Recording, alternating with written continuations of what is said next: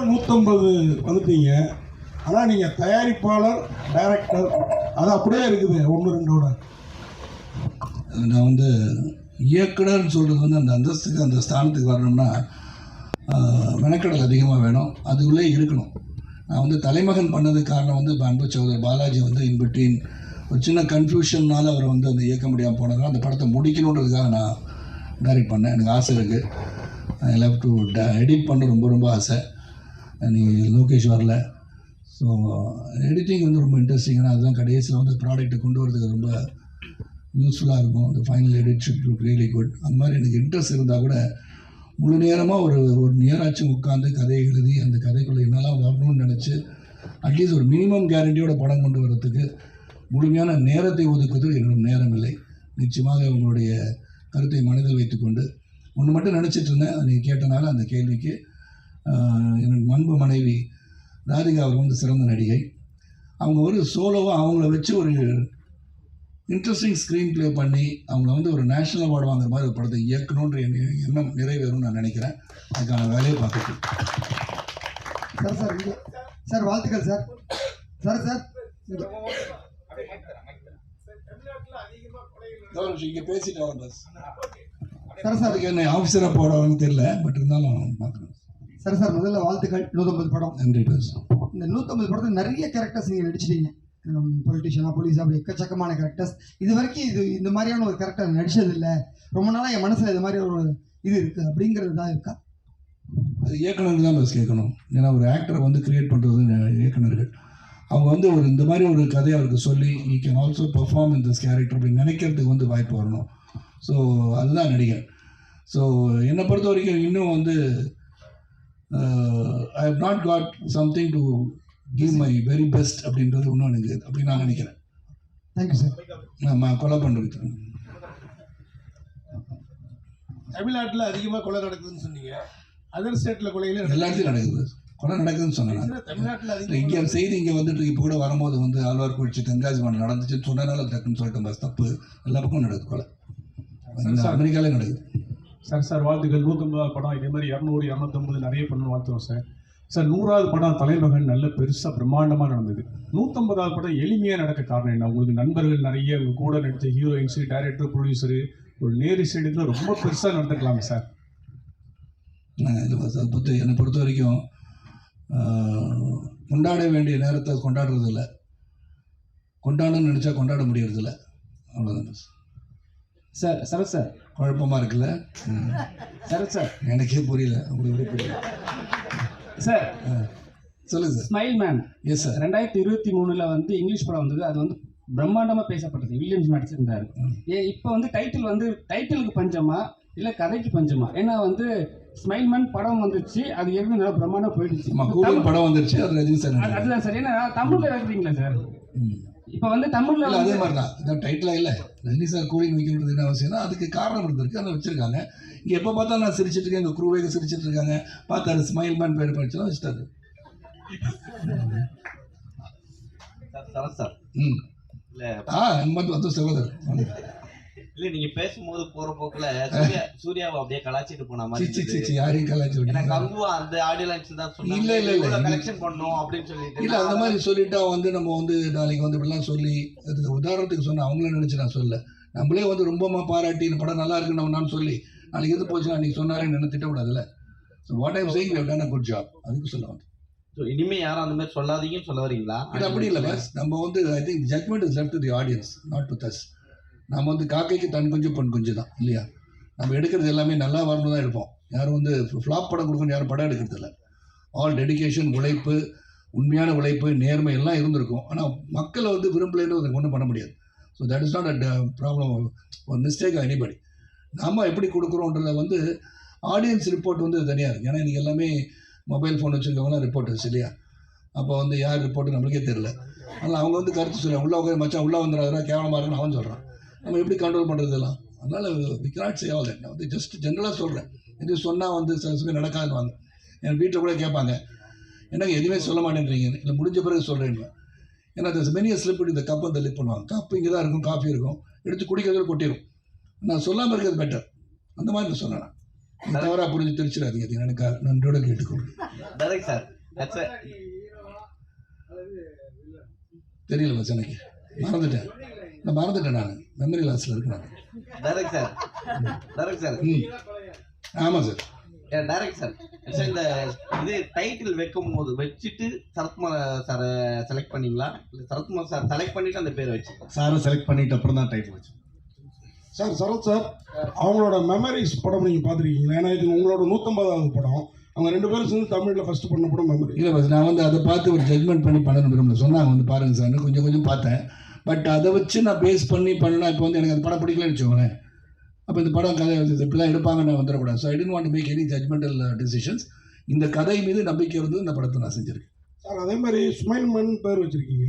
ஆக்சுவலாக இந்த சுமைலா இந்த சிரிப்பு நடிகர்லாம் கூட சொல்லுவாங்க சார்லி சாப்ளின்னு, இந்த உள்ளுக்குள்ளார பயங்கர டெரராக இருப்பாங்கன்ட்டு. அந்த மாதிரி ஒரு கேரக்டர் அவ்வளோ இந்த படத்தில் சுமைல் மன். சார்லி சாப்ளின் டெரராக இருப்பாரா? அதான் அவர் உள்ளுக்குள்ளார ரொம்ப ஒரு சைக்கோத்தனமாக இருப்பாருன்னு எனக்கு தெரியாது, நான் பார்க்கல சார். நிறைய காமெடியன் நீங்கள் வெளியில் சிரிக்கிறவங்க பார்த்தீங்கன்னா உள்ளுக்குள்ளார கொஞ்சம் வன்மமாக இருப்பாங்க.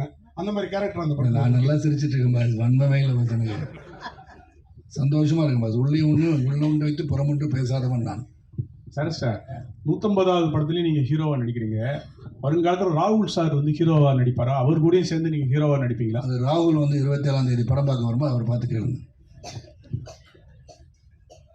சார் இப்போ வந்து விமர்சனங்கள் வந்து தனிப்பட்ட முறையில் தாக்குறாங்க சார். பேச சொன்னால் அவங்க வந்து என்னென்னா தனிப்பட்ட ஒரு மனுஷனை வந்து குற்றம் சாட்டியே சொல்கிறாங்க. அது நீங்கள் எப்படி பார்க்குறீங்க?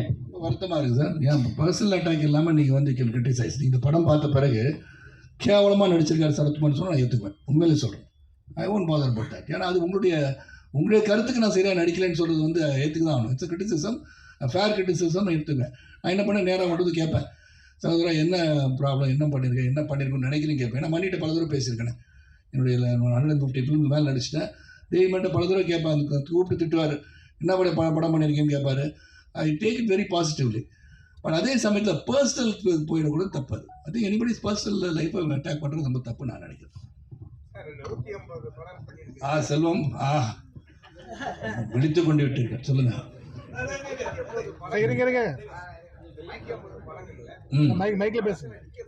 எல்லாமே நிக்குது மனசு. அதாவது தனித்துவமா ஒரு படம் நிக்குது. அது எந்த படம்? இல்லை அப்படி பார்த்தா நிறைய ஹிட் படத்தெல்லாம் சொல்லலாம். அப்புறம் அது மட்டுமா படம்னு சொல்லுவாங்க நாளைக்கு. அப்புறம் வந்து ரவிக்குமார் படமாக சொல்லுவேன். என்னை உருவாக்கிய செந்தில்நாதன் பற்றி சொல்லலன்னு நினைக்கலாம். கட்டபொம்மன் ஓடிச்சு மணிவாசன் இல்லை அவரை பற்றி சொல்லலன்னு சொல்லலாம். ஸோ என்னை பொறுத்த வரைக்கும் நான் வந்து டெடிக்கேட்டாக ஒரு படம் நல்லா வரும் தான் நடிச்சிருக்கேன். ஸோ எல்லாத்துக்கும் எனக்கு வந்து சந்தோஷம் தான். நீங்கள் கேட்குறது கேள்வி நல்லா இருக்குது, ஆனால் பதில் வேறு மாதிரி போயிடவேணான்னு பார்க்குறேன்.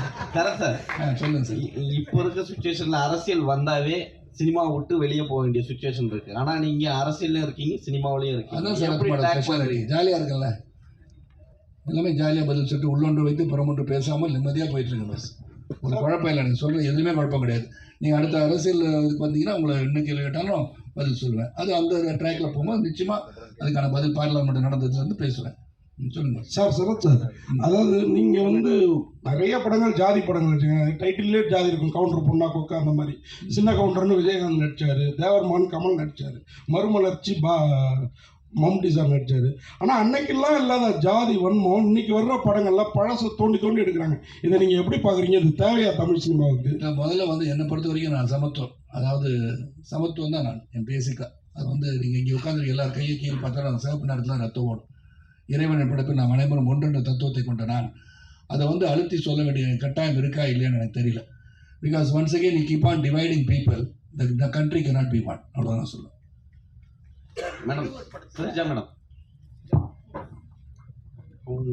உங்களுடைய சாங் வந்து இன்னமும் கேட்டுக்கிட்டே இருக்கணும் போல. கண்ணம்மா அப்படிதான் உங்க பேர், அதுதான் எங்களுக்கு தெரியுது. அந்த அளவுக்கு இருக்கு. என்ன கண்ணம்மா தமிழ்நாட்டில் ரொம்ப நாளாக காணும், என்ன ஆச்சு? என் ஸ்டோரி சொல்லலையா உங்ககிட்ட யாரும்? இல்லை actually first of all Kannamma இன்னொரு சாங் அது எனக்கு என்னோட கரியரில் ஒன் ஆஃப் த பெஸ்ட். யாருக்குமே எனக்கு என்னோட பேர் தெரியலன்னு எனக்கு தெரியும். எல்லாரும் என்ன பார்க்கும்போது மாலாக்கா இல்லைன்னா கண்ணம்மா தான் கூப்பிடாரு. அப்போது இட்ஸ் ஜஸ்ட் தட் அது படம் முடிஞ்சு நிறைய சிமிலர் கேரக்டர்ஸ் பண்ணிட்டேன். பட் என்னன்னா Yeah, no, I'll speak in Tamil. ஆனால் அந்த கேரக்டருக்கு லைக் பெட்டராக வேற ஒரு கேரக்டர்ஸும் எனக்கு கிட்டிட்டில்ல. அப்போ அதுதான். ஸோ தட் இஸ் வை அது நீங்கள் நோட்டீஸே பண்ணலை. அப்போ நான் படம் பண்ணிட்டேன், உடன்பிறப்பு, கசட தப்ரா, அந்த மாதிரி படம் பண்ணிட்டேன். இப்போது சிங்கா ஒரு வேற ஒரு படம் பண்ணுறாரு. பட் இந்த படத்தில் வேற ஒரு கேரக்டர் அப்ரோச் பண்ணுறப்போ ஐ set of course. Sir Suresh Menon sir, உங்களுக்கு ஒரே ஒரு கேள்வி. நீங்கள் எப்போ சுரேஷ் மேனன் தான் எங்களுக்கு இவ்வளோ நாளாக தெரியும், இன்னைக்கு இன்வைட்டில் வந்து சுரேஷ் சந்திர மேனன் அனுப்பியிருந்தாங்க. என்ன உங்கள் ஒரிஜினல் பேர்? ஏன்னா மும்பையில் இன்னொரு சுரேஷ் மேனன் ஆக்டர் இருக்காரு, கன்ஃபியூஷன் வர வேணும்னு தான். சரி சார், இது லாஸ்ட் உங்களுக்கு சார். இங்கே சார் லாஸ்ட் மிரட்டுறாரா? ஓகே பாஸ், ரொம்ப உரிமை இருக்குது, கேளுங்க. அரசியலில் வந்து எல்லாரும் வந்து கட்சிக்கு போகலாம், அரசியல் வரலாம், ஆட்சியை பிடிக்கலாம். ஆனால் வந்து நடிகர்களை பார்த்தா மட்டும் என்ன சொல்கிறாங்கன்னா கூத்தாடிகள்ன்றாங்க. அது எப்படி பார்க்குறீங்க நீங்கள்? இப்போ கூத்தாடிகள் இல்லை சார், கூத்தாடிகள் வந்து அப்போ சொல்லியிருந்தாங்க, இப்போ வந்து மென்ஷன் பண்ணி சொல்கிறாங்க. சினிமாலேருந்து வரவங்க எல்லாருமே கூத்தாடிகள். நிறைய தேவைப்படும் போது பயன்படுத்திக்குவாங்க, தேவைப்படாத போது கூத்தாடி ஆகிடுவாங்க. அது யார் சொன்னாலும் உங்களுக்கு தெரியும், யாரை பற்றி நான் சொல்கிறேன் உங்களுக்கும் தெரியும்.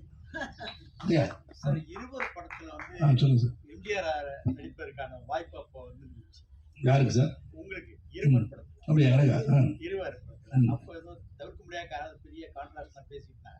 இப்பொழுது அந்த எம்ஜிஆர் கேரக்டர் பண்ண இல்லை, எனக்கு வந்து அந்த கேரக்டர் வரல சார், திருத்தம். நான் வந்து பிரகாஷ் ராஜ் கேரக்டர் வந்து மணிரத்னம் சார் பண்ண சொன்னாங்க. ஏன்னா என் கண்ணத்தில் குழி விழுதுன்னு எம்ஜிஆர் மாதிரி இருக்கேன்னு சொல்லி நீங்கள் நினச்சிட்டீங்க. அப்படி பிரகாஷ் ராஜ் கேரக்டர் பண்ண சொன்னாங்க. அப்போ இருந்த அரசியல் சூழலும் அந்த இது பண்ணும்போது வந்து அது சரியாக வருமா வராதான்னு எனக்கு புரியல. வேற ஒன்றும் கண்டிப்பாக பண்ணுறேன். நான் ஒரு படம் வச்சுருக்கோம், அது புரட்சி தலைவர் மக்கள் திலகம் வந்து என் கூட நடிக்கிற மாதிரி, என் கூட ட்ராவல் பண்ணுற மாதிரி படம் ஸ்கிரிப்ட் வச்சுருக்கோம். அது நல்லா வரும் நம்பிக்கை எனக்கு இருக்குது.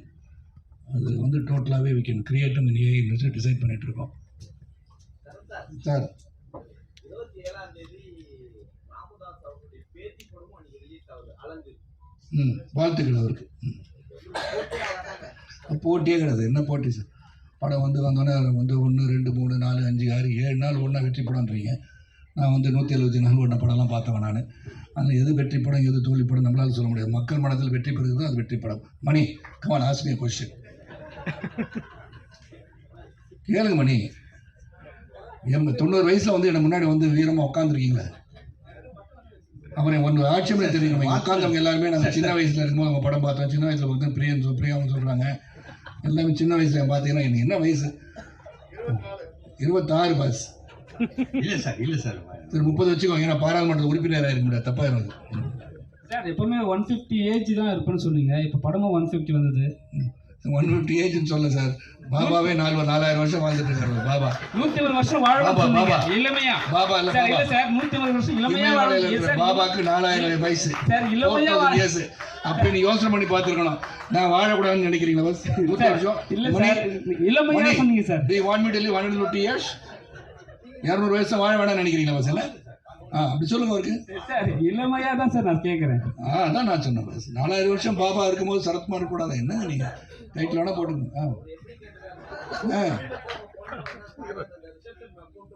ஆமா, நான் எப்பவுமே இறந்தான் பாஸ். வயசு ஆகாது எனக்கு. இப்போ அங்கிள்னு சொன்னதே நான் வந்து ஆட்சி மேலே தெரிய போறேன். ஆமா சார் சொல்ல முடியாது. ஆலியா வந்து பெரிய ஆள் என்னோட ஹீரோயின் நடிச்சாலும் நடிக்கும். சார் இப்போ சொன்னீங்க ராதிகா மேடம் வந்து ஒரு 3 ஸ்கிரிப்ட் பண்ண போகிறோம், அவங்களுக்கு தேசிய விருது கிடைக்கல அப்படின்னு. அவங்க சிறந்த நடிகை, எத்தனையோ லாங்குவேஜில் ஹீரோயினா கேரக்டரிஸ்டாக கலக்கிருக்காங்க. அவங்களுக்கு தேசிய விருது கிடைக்காத காரணம் அரசியலா, வேற என்ன காரணம்? எனக்கு தெரியாது சார். எனக்கு அரசியலும் தெரியாது, காரணமும் தெரியாது. எனக்கு நல்ல சிறந்த நடிகை எனக்கு தெரிஞ்சு அகில இந்திய ரீதியில் one of the best actor சொன்னா ஐ வுட் கால் பண்ணி ராதிகா. சார், இந்த படத்துல நீங்க ஆலியா கூட டுயட் பாடுறது இருக்கட்டும், இவங்க ஸ்ரீஜா ரோஸ் இந்த படத்துல ஆடல பாஸ். இல்ல இந்த ஹீரோயினோட பாடுனீங்களான்னு கேக்குறேன். இல்லையா, இந்த ஸ்ரீஜா ரோஸோட இன்னும் அவங்க கிளியரா சொன்னாங்கல்ல, தெல்ல தெளிவாக சிறப்பாக நான் இவருடன் இன்வெஸ்டிகேஷன் டீமில் இருக்கிற ஒருவர் என்று சொன்னார். அது கனவு காட்சி, அது கிடையாது. அதான் கேட்டேன். தெரியல பாஸ், எனக்கு உங்க கூட இருக்க கனவு எனக்கு தெரியாது. எனக்கு இந்த வில்லங்க தேடலுக்கு அது பாஸ் என் கூட இருக்கவங்கலாம் கனவுலாம் எனக்கு வராது. சரி சார். முதல்ல ஹீரோக்கு கனவே வராது பாஸ், ஹீரோயினுக்கு தான் கனவு வரும். சரி சார். சூரியவம்சம் 2 எஸ், எப்போ சார்? அது சௌத்ரி சார் அனௌன்ஸ் பண்ணுவார் விரைவில். தேங்க்யூ.